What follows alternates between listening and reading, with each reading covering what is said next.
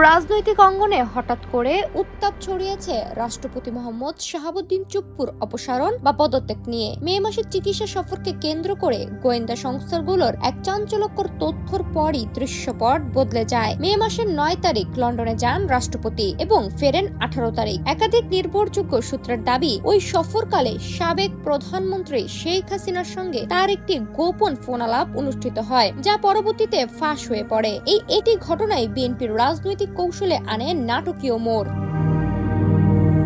শুরুতে রাষ্ট্রপতি পরিবর্তন নিয়ে আইনি ও সাংবিধানিক জটিলতার অজুহাতে কিছুটা নমনীয় থাকলেও ফোনালাপের তথ্য প্রকাশের পর বিএনপি এখন তার দ্রুত পদত্যাগে সবচেয়ে সোচ্চার। রাজপথ ও রাজনীতি ময়দানে এই পরিবর্তনকে অনেকেই পরিস্থিতির বাধ্যবাধকতা হিসেবে দেখছেন। তবে বিশ্লেষকদের মতে শুধু একজন ব্যক্তির অপসারণের মূল সংকট মিটবে না, কেননা প্রশাসনে ও রাজনৈতিক বলয়ে এখনো এমন বহু প্রভাব বজায় রয়েছে যা সরকারের জন্য দীর্ঘমেয়াদে ঝুঁকি তৈরি করতে পারে।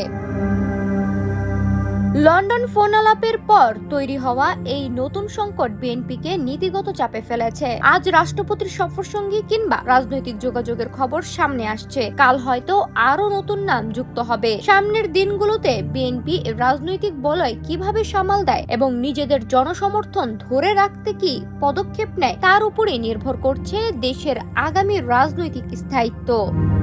ডেস্ক রিপোর্ট, সোনালী নিউজ।